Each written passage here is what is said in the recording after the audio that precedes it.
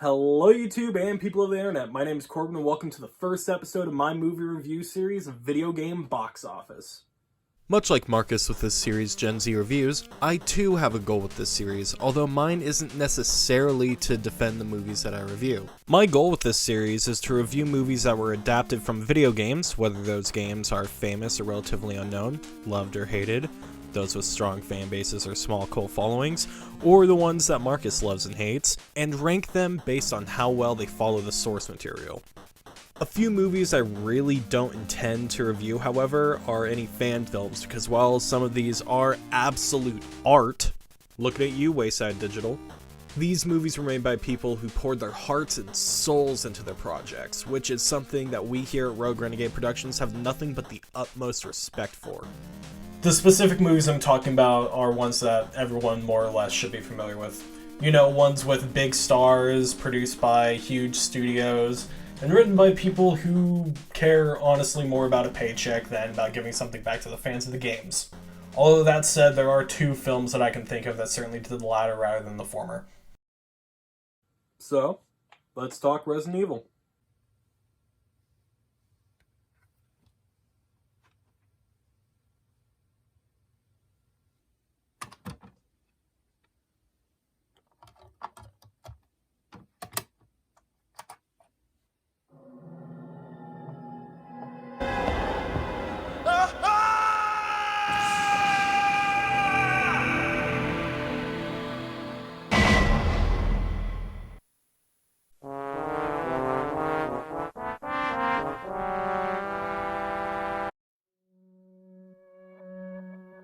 I don't think I need to give this game an introduction. Resident Evil, debuting on the original PlayStation in 1996 and created in part by a guy whose only notable game was Goof Troop on the NES, was a game that went on to create one of Capcom's biggest franchises as well as becoming an icon for gaming as a whole.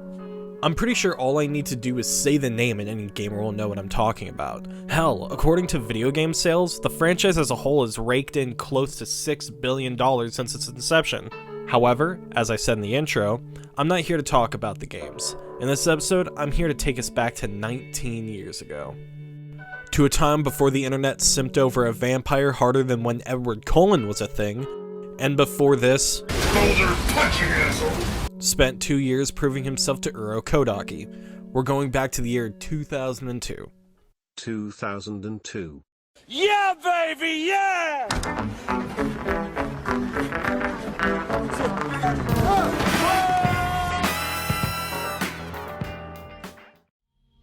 Ah yes, 2002 was a great year for Resident Evil. We saw the release of the fan-loved Resident Evil remake on the GameCube and also Lieutenant Cohen. So, you seem to know me. another game that we don't really talk about. It was also the year that Capcom, Sony, and Constantin Films teamed up with writer-slash-director Paul W.S. Anderson to bring us the first installment in what was projected to be the perfect film pairing with the gaming franchise that coined the term survival horror. And did this movie do what it set out to do? Yesn't. I personally had no problems with this film. It's by no means perfect, and there are a few things here and there that I will admit I didn't like, but honestly it isn't terrible. However, it's my word against Rotten Tomatoes. Critics found the movie to be a bit loud, violent, kinda cheesy, and, to use a direct quote, to be video game inspired action schlock. So, do I agree with these reviews? Well, guess you're just gonna have to sit back and see. This is Resident Evil. The movie starts off with a little bit of exposition for those who have never played any of the games. At the beginning of the 21st century, the Umbrella Corporation had become the largest commercial entity in the United States. Bizarre murder cases have recently occurred in Raccoon City. Was the fault of a secret viral experiment conducted by the international pharmaceutical enterprise, Umbrella. I'm an evil scientist. I think that you should inoculate your beautiful little child, make him silly. After the title card, we see someone in a hazmat suit loading up what we later find out to be T-virus samples into a metal suitcase. This person then takes one of the samples and throws it onto the ground where it becomes airborne, gets spread into the ventilation system, and we cut to a bunch of unsuspecting Umbrella employees. It's at this point that the crap hits the proverbial fan. The broken vial is seen by a security camera and, as again we will later find out, all the employees are killed in an attempt to prevent the virus from spreading outside of the facility. The deaths of these employees are gruesome in their own right, so for the sake of the audience at home, I'm not going to go into full detail here. However, some of these deaths are of some plot importance, so I am going to cover those real quick. There's the scientists who enter the same room as the broken virus sample and end up drowning because the fire sprinklers get turned on. There's no fire here! This water isn't going anywhere! It's a sealed room! Help me with the door! The doors! There's a secretary who's on the phone with someone when a fire drill alarm goes off. It's nothing. Fire drill. And gets choked to death by halon, which is an incredibly toxic fire suppression gas. And there's these dogs who smell the virus in the air and freak out. Thankfully, they die off screen, but it's still noteworthy. I really like this scene because it truly does, in essence, tell you how screwed of a company Umbrella is. I mean, hell, Umbrella's the same company that created zombie dogs, big mutant things, and even goddamn zombie sharks. I wouldn't put it past them to treat their employees as expendable. We then cut to an eye opening, this movie participating in a trend that isn't even a trend yet at this point, and we zoom out to see that the eye belongs to a woman who has fallen and can't get up. She looks in a mirror, notices some scars that I'm guessing weren't always there judging by her reaction to them, demonetizes this video, finds a red dress, finds a note that's not in her handwriting, and a dresser drawer full of guns. Something I want to point out real quick is that this woman, much like all the other characters in this movie, don't really have names. The names of these characters range from being said only once, being said only for them to die in the scene directly after it, being mentioned many times but they die much further on, or we don't even learn their names until the end credits. Seriously, Mila Jovovich's character, who is the main protagonist of all 6 of these films, doesn't even have her name said in the film. We only ever learn her name as Alice by the end credits. Hell, her character isn't even referred to by name until she says it herself during the opening credits of the second movie. My name is Alice. So for the sake of having to remember names and for the rest of this video, I'm just going to put on screen some code names that I wrote for these people.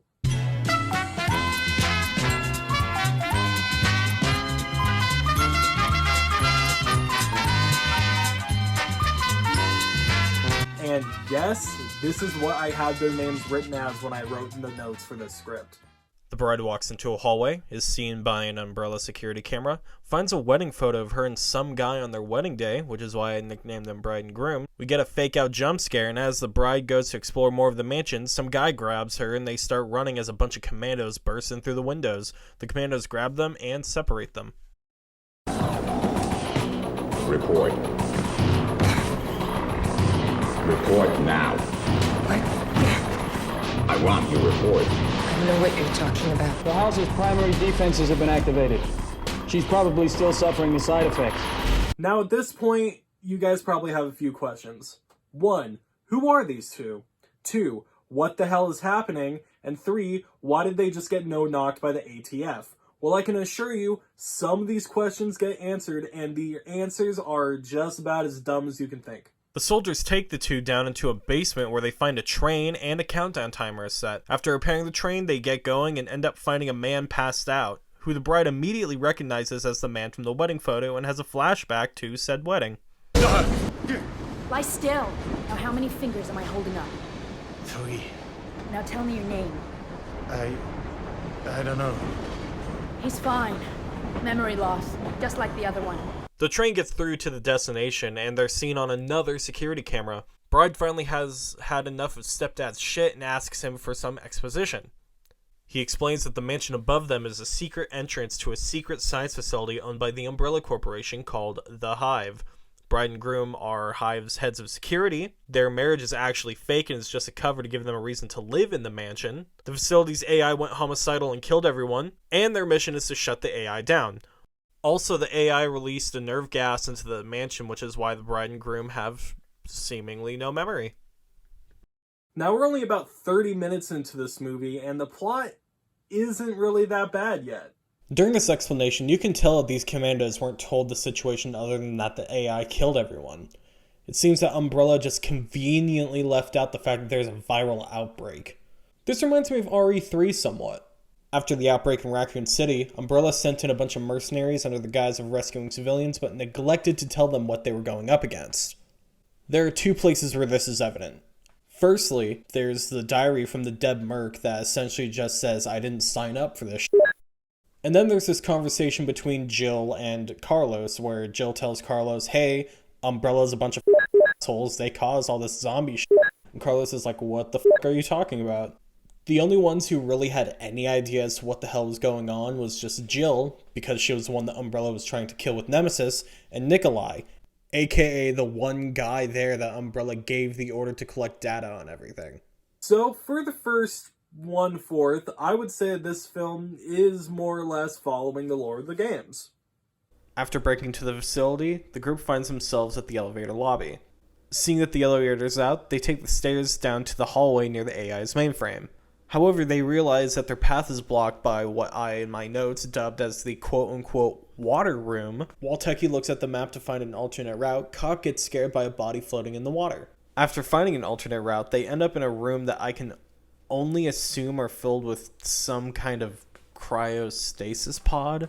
Stepdad tells Michelle Rodriguez and Dickhead to stay there and look after Cop while he, Groom, Bride, Techie, and a few other unnamed commandos go forward to the AI's mainframe.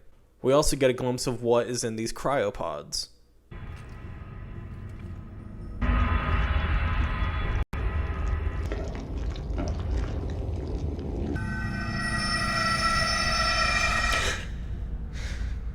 I'm not sure I want to remember what went on down here.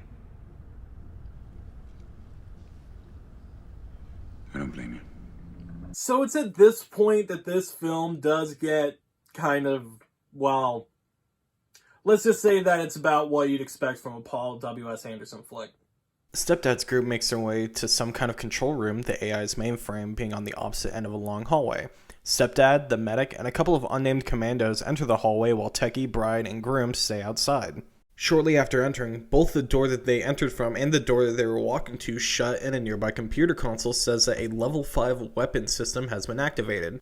Techie works to get the door open, and it's here that we see the one scene that this movie's known for, the lasers.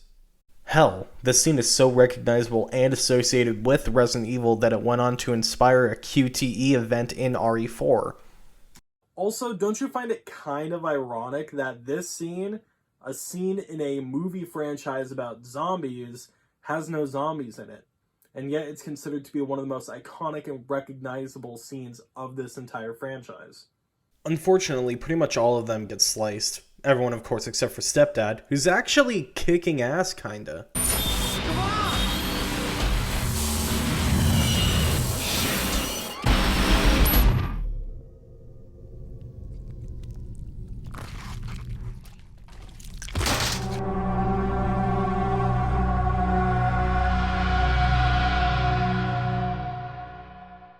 Also, I hate to be that guy, but don't you think that he would have survived if he had just moved a few feet behind him? I mean, look at how much space there is between him and the door. Well, anyway, after this absolute massacre, Techie realizes that he's pretty much the only one left in his squad and has to go in. We have to complete the mission. There is no way I'm going down there. Techie then decides to go in alone, but Bride decides to go with him. They make their way into the AI's mainframe and set up an EMP. Just as they're about to turn it on, a hologram of the AI appears and pleads with them not to turn her off. Techie then is like, no. You're all going to die down here. Real subtle there, Red Queen. Oh yeah, something to just mention here real quick. The AI in this movie's name is Red Queen. What I found out recently is that this movie was meant to have some light Alice in Wonderland motifs. Hence why the protagonist's name is Alice and the antagonist is named the Red Queen. This idea got scrapped somewhere in the writing process, but yet they still just kept the names. We see the power to various areas around the facility turn off and cut to Michelle Rodriguez looking at a countdown timer on her watch. Her, Dickhead, and Cop hear a noise nearby and she goes to investigate. She finds what she believes to be a survivor, and this quote-unquote survivor walks up and bites a giant chunk out of her hand. Much like any routine rescue operation, Rodriguez calls over Dickhead and they both unload full magazine rounds into what is clearly just a dazed and confused survivor of a very traumatic event. Also, at some point, she drops the keys to Copp's handcuffs and he picks them up. Groom, Bride, and Techie show up to ask what they missed when it's revealed that the quote-unquote survivor they just shot up is gone. They ask where the rest of the group is, and before Techie can give a more definite answer, more quote-unquote survivors show up. One thing I can sort of praise this movie for is its effects. I mean, sure, the effects themselves certainly show off their 2002-ness, but for 2002, these are sick. The makeup on the pack of zombie dogs are pretty impressive, even though the models certainly undermine it a bit. Even the CG on these lickers are impressive. Wait, there are goddamn lickers in this movie? So, I guess they're also testing the G virus in this facility? Is Birkin in this movie? Okay, that checks out. As all of this is happening, Bride has yet another flashback where she tells some woman, I can help you get the virus. I have access to security codes, surveillance plans, the works. We cut back and see that Copp has gotten himself stuck under a table kicking a zombie while simultaneously trying to unlock his handcuffs and is saved by Bride. Dickhead opens the door and is sucked into a horde and gets pulled apart. Rodriguez tries to save him and is bitten for a second time, and Gruesome and Techie have to pull her away. Once in a safe area, Techie determines that the zombies are what's left of the facility's employees. Copp and Bride are looking for an exit when he suddenly vanishes. Bride ends up in a room full of empty dog kennels and is attacked by a Cerberus, or zombie dogs for those of you who haven't played the games. She bolts into a nearby room and locks it, only to be ambushed by a zombie security guard.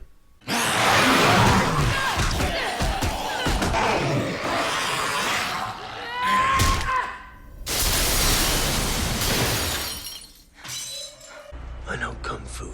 She picks up the guard's gun and leaves the room, only to be confronted by a pack of Cerberuses? Cerberi? Cerbusi? Well, whatever the term is, she shoots all of them and does this weird-ass wall jump just to kick the last one. Only Paul W.S. Anderson would have come up with something like this. We cut to Copp, who comes across the secretary from the beginning of the movie and is relieved to see her, but it's revealed that she's actually a zombie. Bride comes in and kills her, only for that to trigger another flashback, revealing that it was her that she had been selling company secrets to. And it's here that we see what I think is the only real bit of character development in this movie. Copp reveals that he isn't actually a cop, but an environmentalist who has been working with his sister, the secretary, to stop the Umbrella Corporation from manufacturing bioweapons and selling them on the black market. I really like what Anderson was trying to do here with Not Copp's character. It implies that stars weren't the only ones who knew about what Umbrella was doing and trying to put a stop to it.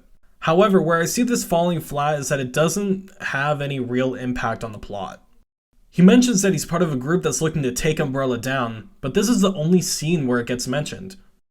What if it were to come up later? Or if maybe there was a scene where this group is looking for both him and his sister, who've both gone missing after going to investigate what is supposedly their sworn enemy. Bride and Not Copp then make their way over to where the rest of the group is held up. When asked about the possibility of backup, Rodriguez and Techie reveal that there is no backup coming and that the countdown timer we've been seeing is a timer that will seal all exits when it goes off, making it pretty much impossible to escape. Bride then decides to reactivate the AI to see what kind of info they can get from it.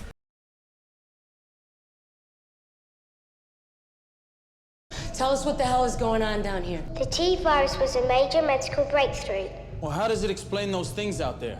Even in death, the human body still remains active. But quite simply, it reanimates the body. The subjects have the simplest of motor functions, perhaps a little memory, virtually no intelligence. They are driven by the basest of impulses, the most basic of needs. The need to feed. Yeah, pretty much just your generic zombie movie dialogue.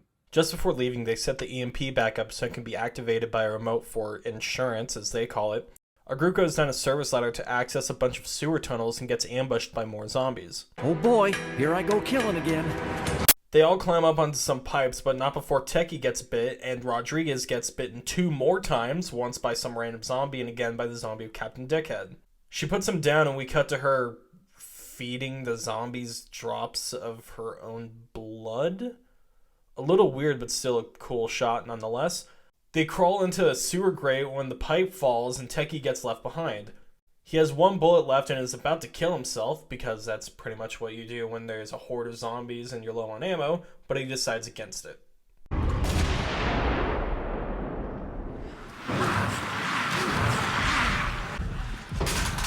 gonna have to work for your meal! What remains of our group is walking down a hallway when Bride has yet another flashback. This movie's starting to have a lot more of those than Man of Steel, where she sees some scientists testing the T-virus on a rabbit. It is also revealed that there's an antivirus. Blue for the virus, green for the antivirus. There's a cure.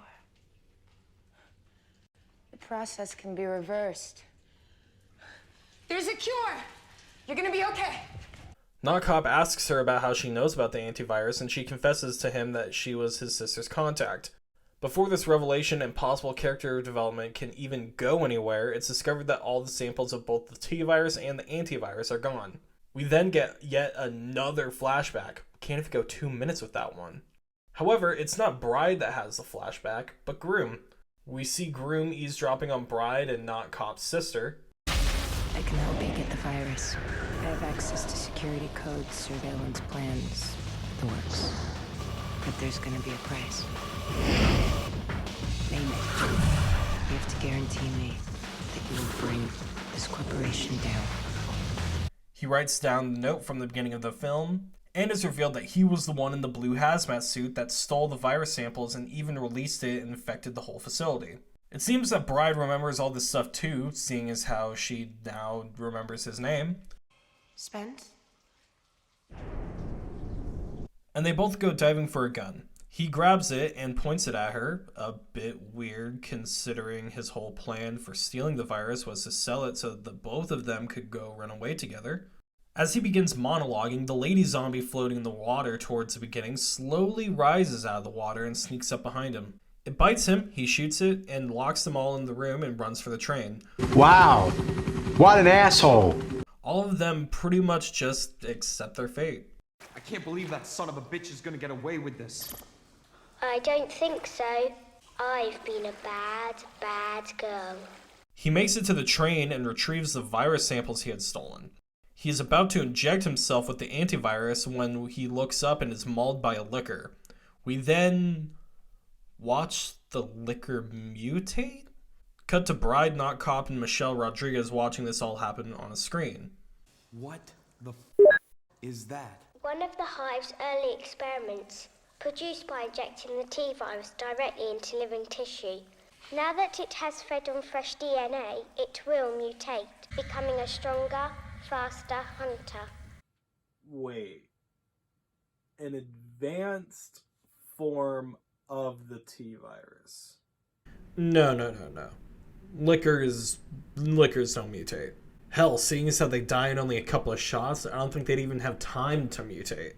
Honestly, I feel like it would have been better if they had used hunters instead of liquors for the monsters. In RE3, we see a different variant of hunters from the ones in RE1. Since there isn't really an explanation for those variants, you could at least feed the mutation line with them. Suddenly, the mutant liquor is at the window trying to get in. Red Queen tells them that she will let them out, but only if they kill Michelle Rodriguez, as she is the only infected member of the group. She tells them to do it, but Bride refuses. Before the bickering can go on even further, the power is suddenly shut off and Teki opens the door, revealing that he is not only still alive, but he had set off the EMP they had set up earlier.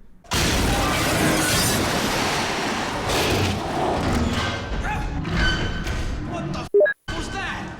It's a long story! They all make it to the train where they retrieve the antivirus as well as come across a zombified Spence. Wait a minute. Spencer. Mansion. Spencer Mansion. Okay, theory. What if Spence is actually a nickname derived from a shortened version of his last name, and in fact, Spence is related to Oswell E. Spencer, and he got the job as head of security at the Hive due to nepotism. Boom, game tie-in, f*** you. Also want to point out that his skin turns a really bright shade of crimson, possible Crimson Head tie-in as well. Whatever the case, Bride just kills him, gets on the train. Techie and Rodriguez are both given a dose of Norton antivirus and they get the train started. As they're almost at the mansion, the mutated liquor shows up, pulls Techie out of the train, and with Rodriguez out of commission, it's up to Bride and Not Cop to take him out. The fight here is pretty intense. The liquor scratches up Not Cop, Bride pins the liquor to a trapdoor by impaling its tongue, Rodriguez somehow turns into a zombie and ends up fighting with Not Cop when he kills her, and she falls into the button that releases a trapdoor and kills the liquor. Bride and Not Cop make it to the exit just before the countdown ends and are celebrating their victory when Not Cop falls to the floor, having gotten infected from the liquor scratch. Bride is about to inject him with the antivirus when a bunch of Umbrella scientists burst in and separate the two. We then get a voiceover from who IMDb claims is Dr. Birkin from RE2. He's mutating. I want him in the Nemesis program. Then cut once again to an eyeball, once again belonging to Bride, as she awakens in some kind of brightly colored room.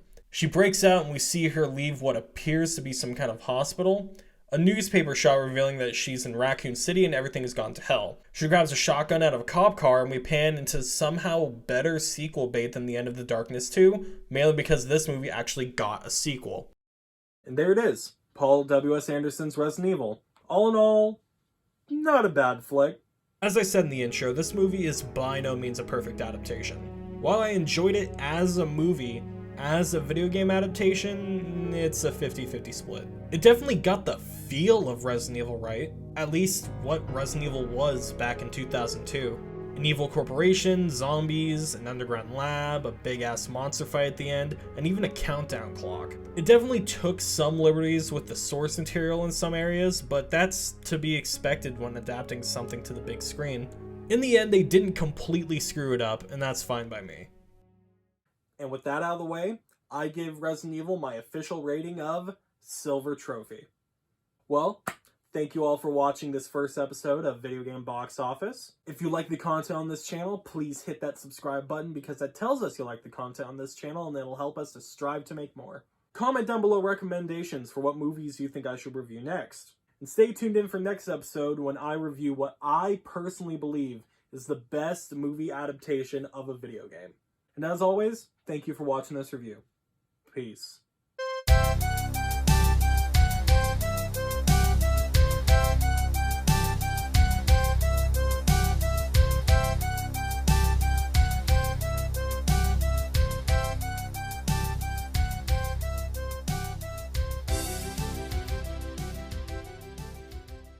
Hey y'all, it's me, Corbin. So I'm throwing this little video here right at the end just to address a couple of things. Number one, this video took me way too fucking long to, to edit. And the reason it took me way too long to edit is because I, for some stupid reason, decided to start editing a video while in the middle of moving. And I don't know if the fact that I'm moving is evident by the fact that I'm just behind a blank wall or the fact that I look like I haven't showered in a few days. But yeah, no, not making that stupid mistake ever again. And thing number two, so as you may know by the time this video is out or by the time you're watching this, they're rebooting this Resident Evil franchise. I thought my nightmare of watching Resident Evil movies was over, but psych! I just want you guys to know that I do plan on reviewing that movie. I just gotta do the other 6. But anyway, yeah, I hope you guys all enjoy this video. And once again, just because I can't say this enough, big thank you to my friends Marcus and James for this video series seriously would not be a thing without either of your guys' encouragement. So again, thank you so much. And yeah, this rounds up this video. Done taking up your time. Have fun.